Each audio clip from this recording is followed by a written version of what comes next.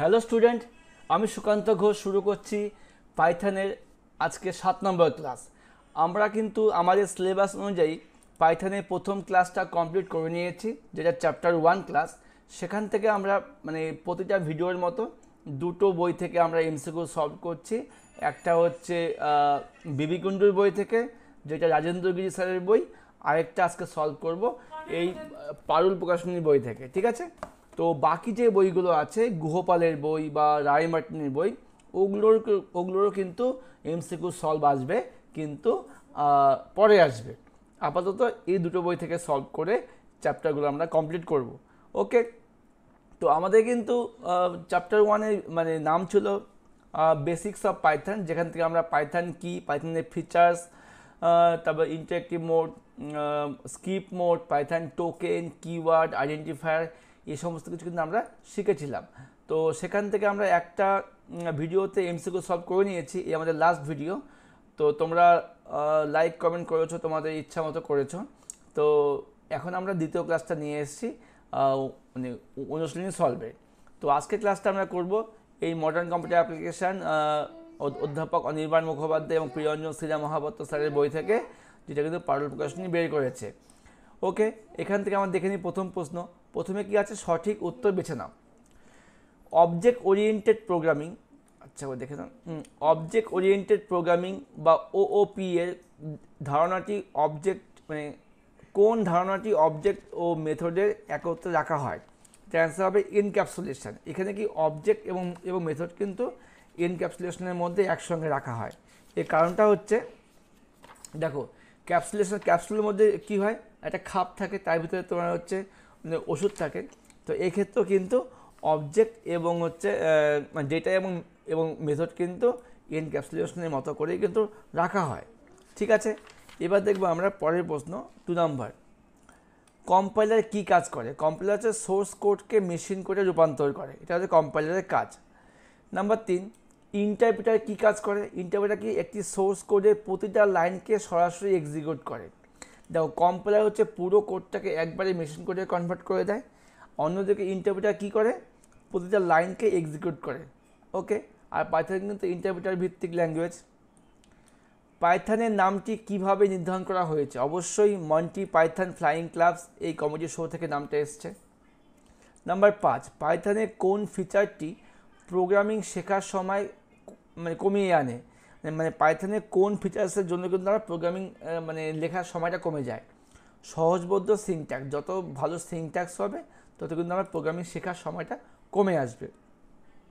Syntax ভালো মতো বুঝতে পারলে আমরা কিন্তু প্রোগ্রামিংটা আমরা তাড়াতাড়ি শিখতে পারবো। নাম্বার 6, পাইথন প্রোগ্রামিংয়ের ভাষাটি কে তৈরি করেছেন? অবশ্যই গুডো ভ্যান রসাম, এটা আমরা অনেকবার পড়েছি।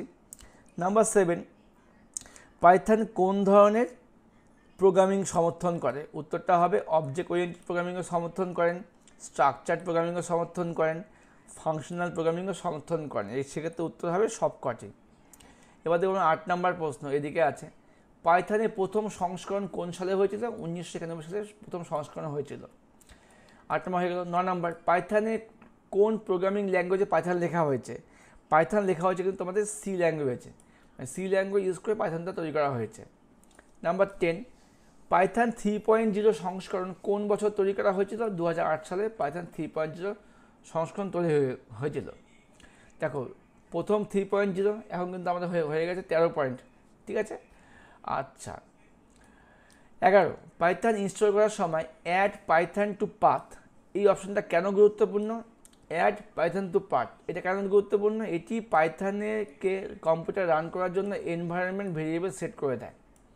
ঠিক আছে। নাম্বার 12, পাইথনে কোন কমান্ডটি একটি নির্দিষ্ট প্যাকেজ ইনস্টল করতে ব্যবহৃত হয়? উত্তর হবে পিআইপি ইনস্টল প্যাকেজ নেম। এটা কিন্তু আমাদেরকে একটা নির্দিষ্ট প্যাকেজ ইনস্টল করতে সাহায্য করে। নাম্বার 3, আইডিয়ালি ফুল ফর্ম কি? Integrated development and learning environment. লার্নিংটা কিন্তু মিসিং ছিল আমাদের বিবি কুণ্ডুর বইতে। নাম্বার 14, স্কিপ মোডে কোড সংরক্ষণ করা হয় কোন ফরম্যাটে? .py। আমি যখন স্কিপ মোডে কিছু প্রোগ্রাম লিখবো বা কতগুলো স্টেটমেন্ট লিখবো, ওটাকে সেভ করতে হবে .py দিয়ে। ওটাই বলছে কোন ফরম্যাটটা ও হচ্ছে সংরক্ষণ করে রাখে, .pyটা। নাম্বার 15, পাইথনে কোন কমান্ডটি শেল থেকে বের হতে ব্যবহার করা হয়? কুইট। কুইট কমান্ডটি কিন্তু আমরা পাইথনের উইন্ডো থেকে বের হতে পারবো। এর মানে হচ্ছে আমি যদি এখানে পাইথনটা খুলে নিই, দেখে নাও আমি পাইথন খুললাম, পাইথন খোলা হয়ে গেলে আসছে, আমি এখানে লিখে দিলাম quit, QUIT bracket open bracket close enter. Oh sorry, আমি দিলাম অন্য QUIT bracket open close enter. তুমি কি পাইথন বন্ধ করবে? ইয়েস, বন্ধ করে দিলাম। কুইট দিয়ে বন্ধ করা হয়। নাম্বার 16, ইন্টারেক্টিভ মোডে একটি সংখ্যা যোগ করার জন্য কোন কমান্ডটা সঠিক? অবশ্যই 3 যোগ 5। তার মানে আমার যে ইন্টারেক্টিভ মোডটা আমার আছে, আমি যদি এখানে লিখি হচ্ছে 3 যোগ 5 মানলাম এন্টার, 8 বেড়ে গেল। এইভাবে কিন্তু সংরক্ষণ করা হয়। ওকে, এবার চলে আসি 17 নম্বর প্রশ্ন। স্কিপ মোডে কোন সুবিধাটি সঠিক? দীর্ঘ প্রোগ্রামকে সেভ করা যায়, এটা হলো স্কিপ মোডের সুবিধা। নাম্বার 18, পাইথনে একটি আইডেন্টিফায়ারে সর্বোচ্চ কটি ক্যারেক্টার থাকতে পারে? একটা আইডেন্টিফায়ারে সর্বোচ্চ কতগুলো ক্যারেক্টার থাকতে হবে? উত্তরটা হবে হচ্ছে কোনোটিই নয়। ঠিক আছে। নাম্বার 19, পাইথন কি আইডেন্টিফায়ার নিয়ে কাজ করার সময় কেস সংবেদনশীল? অবশ্যই, পাইথনে কিন্তু ছোটো হাত বড় হাতটা ম্যাটার করে। A=5 মানে স্মল a=5 বা ক্যাপিটাল A=6 দুটো কিন্তু আলাদা। ঠিক আছে। নাম্বার 20, পাইথনে /n এসকেপের সিকোয়েন্সটি কী কাজ করে? নতুন লাইন শুরু করে। \n নতুন লাইন শুরু করে। নাম্বার 21, পাইথনে কোনটি বৈধ ভেরিয়েবলের নাম? বৈধ, 1 দিয়ে বৈধ হবে না, চিহ্ন দিয়ে শুরু বৈধ হবে না, নাম্বার দিয়ে শুরু বৈধ হবে না, তাহলে বৈধ হবে এটা ভেরিয়েবল _1, প্রথমে অক্ষর তারপর নাম্বার।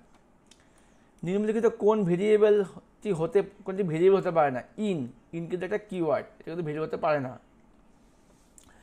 আচ্ছা, এবার দেখে নিই নাম্বার 23, পাইথনে কোনটি একটি সঠিক বুলিয়ান মান? ট্রু। বুলিয়ান মানে 0 আর 1, তার মানে ট্রু আর ফলস, উত্তর হবে ট্রু। পাইথনের সমস্ত কিওয়ার্ড --এ লেখা থাকে, ছোট হাতের অক্ষরে লেখা থাকে। পাইথনে কোনটি বৈধ ভেরিয়েবলের নাম নয়? অবশ্যই var, নাম্বার দিয়ে শুরু হবে না, এগুলো বৈধ নয়।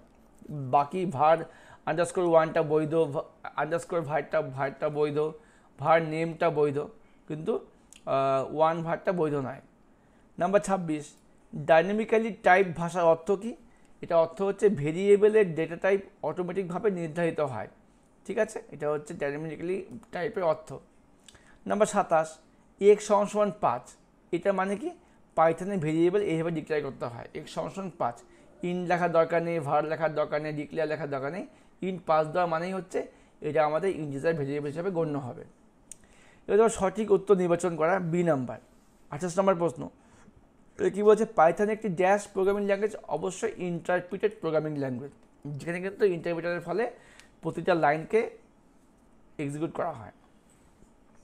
এবার দেখব আমরা 29 নম্বর প্রশ্ন, পাইথন একটি ড্যাশ প্রোগ্রামিং ল্যাঙ্গুয়েজ, অবশ্যই ফ্রি এবং ওপেন সোর্স প্রোগ্রামিং ল্যাঙ্গুয়েজ, সেটা উত্তর হবে A ও B দুটোই।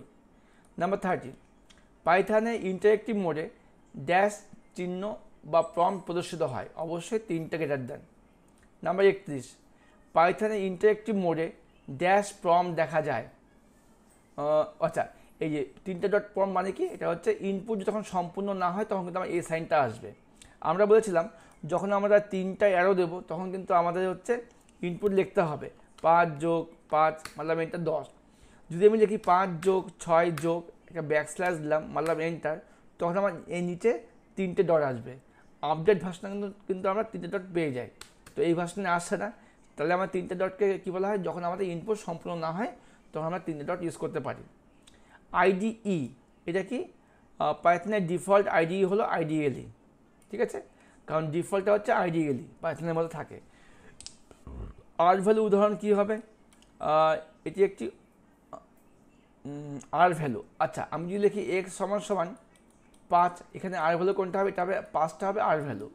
তো ভেরিয়েবল নাম তো হবে না, সরাসরি মান বা এক্সপ্রেশন, হ্যাঁ এটা হবে বি নাম্বারটা, একটি সরাসরি মান বা এক্সপ্রেশন। ঠিক আছে, 5টা মান বা এক্সপ্রেশন। 33,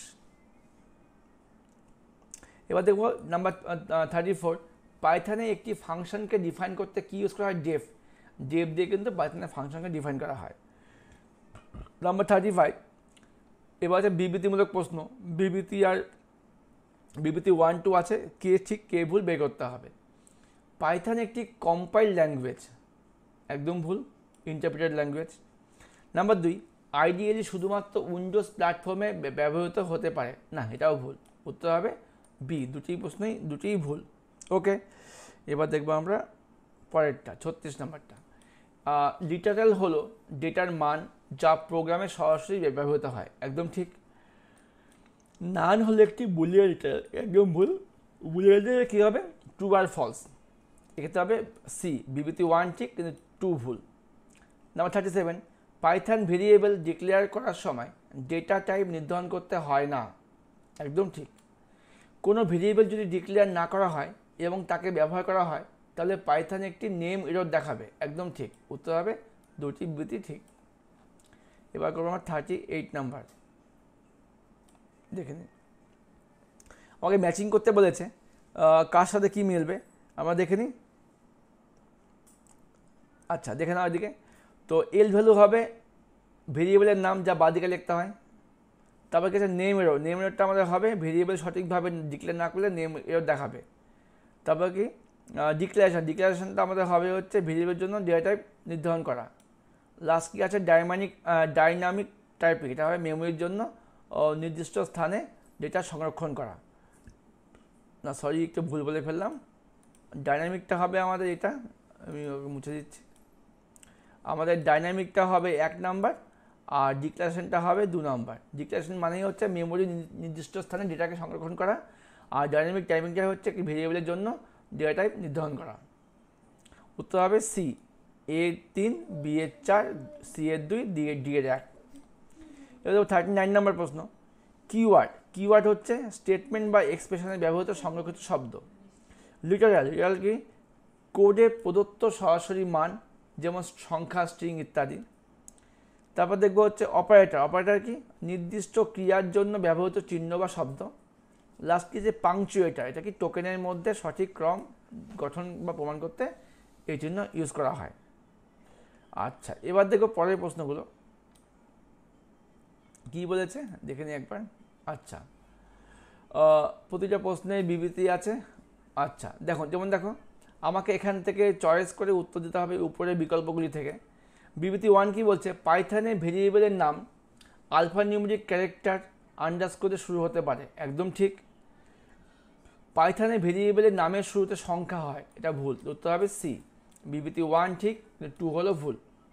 41 নম্বর কোশ্চেন কি বলেছে, পাইথনে হ্যাশ চিহ্ন দিয়ে কমেন্ট লেখা হয়, ঠিক। কমেন্ট কোডের এক্সিকিউশনের কোনো প্রভাব ফেলে না, একদম ঠিক। সেক্ষেত্রে উত্তর হবে আমার বিবৃতি 1 আর 2 উভয় ঠিক, কিন্তু 2 হলো এর সঠিক ব্যাখ্যা নয়, ঠিক আছে। কারণ দেখো আমি হ্যাশ দিয়ে কমেন্ট লিখি, এবার কমেন্ট লিখি তার কারণটা কি, কমেন্ট কোনো হচ্ছে এক্সিকিউশনে প্রভাব পড়ে না, কমেন্ট তো আবার ট্রিপল কোড দিয়েও লেখা যায়, তো সেক্ষেত্রে কিন্তু দুটোই ঠিক, কিন্তু এর সঙ্গে এর কোনো কারণটা হলো না। নাম্বার 42, পাইথনে ইনপুট ফাংশন ব্যবহার করে ইনপুট নেওয়া হয়, একদম ঠিক। ইনপুট ফাংশন সর্বদা স্ট্রিং ডেটা টাইপ রিটার্ন করে না, সবসময় স্ট্রিং রিটার্ন করে না, নাম্বারও রিটার্ন করে, সেক্ষেত্রে উত্তর হবে বি। না সরি, ইনপুট ফাংশন সর্বদা স্ট্রিং, হ্যাঁ সরি, এক্ষেত্রে কিন্তু আমার এটাও ঠিক, পাইথনে ইনপুট নেওয়ার জন্য যে পাইথনে ইনপুট ফাংশন ব্যবহারকারীর কাছ থেকে ইনপুট নেওয়া হয়, এটাও ঠিক। ইনপুট ফাংশন সর্বদা স্ট্রিং রিটার্ন করে, এটাও ঠিক, তাহলে এক্ষেত্রে হচ্ছে বি হবে। 1 ও 2 উভয় ঠিক, কিন্তু 2 হচ্ছে একের সঠিক ব্যাখ্যা নয়। লাস্ট প্রশ্ন আজকের ক্লাসে, বিবৃতি 1 কি বলছে, পাইথনে ইন্ডেন্টেশন কোডের একটি গুরুত্বপূর্ণ অংশ, একদম ঠিক। পাইথনে কোড ব্লক চিহ্নিত করার জন্য এই কার্লি ব্র্যাকেট ইউজ করা হয়, একদম ভুল। সেক্ষেত্রে আমাদের কিন্তু ট্রিপল কোড ইউজ করা হয়, সেক্ষেত্রে হবে 1 ঠিক আর 2 ভুল। তো স্টুডেন্ট সবাইকে বলছি আজকের ক্লাসটা এখানে শেষ। তোমরা যদি ভিডিও ভালো লাগে অবশ্যই লাইক কমেন্ট শেয়ার করবে এবং ক্লাস 11-এ ভাই বোনদের বলবে, তাদের কিন্তু সমস্ত ভিডিও আমাদের প্লেলিস্টে দেওয়াই আছে। এরপরে আসছি তোমাদের সেকেন্ড চ্যাপ্টার নিয়ে। সেকেন্ড চ্যাপ্টারের নাম হচ্ছে ডেটা টাইপস ইন পাইথন। খুব সহজ চ্যাপ্টার, বেশি ক্লাস দরকার নেই, তো তোমাদের সাপোর্ট প্রয়োজন। অবশ্যই ভিডিও ভালো লাগলে লাইক করবে, কমেন্ট করবে, প্রত্যেকে কমেন্ট করবে, তাহলে নতুন ভিডিও খুব তাড়াতাড়ি আসবে। Okay bye, best of luck, see you again.